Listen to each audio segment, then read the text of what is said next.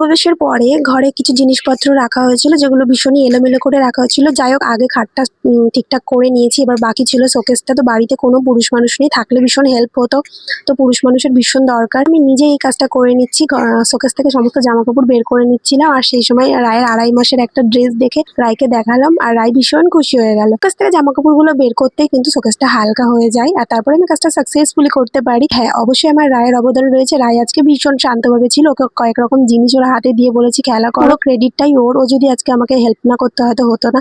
তো যাই হোক জামা কাপড়গুলো জায়গা মতন রেখে অকেজো টিভিটাকে সুন্দর করে যত্ন করে রেখে দিচ্ছি। মহালয়ার আগে ইচ্ছে রয়েছে টিভিটাকে ঠিক করার, কারণ এখন একটা নতুন টিভি কিনতে গেলে প্রায় অনেক দাম পড়ে যাবে। আবার তো রয়েছে নতুন করে কেবিল লাইন নেওয়ার। দেখো জামা কাপড়গুলো রেখে দিলাম, আর রায় আমার কাছে এসে একটু আদর খেতে। আর এই দেখো আসুন, আমার দাদুর শেখানো তুয়া নামটা আমি নিজে লিখেছি, পুরোটাই আমার নিজে করা, শুধু দাদু প্রথমে একটু শিখিয়ে দিয়েছিল। আর এই শাড়িটা আমাকে ভীষণ ইমোশনাল করছে, এটা স্কুলের শাড়ি, এখানে রয়েছে প্রচুর স্মৃতি। মধ্যে একটা বলবো তোমাদের, শাড়ি পরার সেকেন্ড দিন বা যখন বাড়ি ফিরছি রাস্তায় শাড়িটা খুলে যায়। আর একটা ইনকমপ্লিট আসন দেখালাম, যেটা আমি আদৌ কমপ্লিট করতে পারবো কিনা জানি না। মা কিন্তু ঘরে ঢুকে ভীষণ অবাক হয়েছে। আর দেখো এখন ঘরটা পরিষ্কার করে নিয়েছি, ঘরটা কত বড় লাগছে। আনতেই হবে, ঘর গোছানোতে আমরা মেয়েরাই এক্সপার্ট। ভিডিওটা কেমন লাগলো কমেন্ট করে জানাও প্লিজ।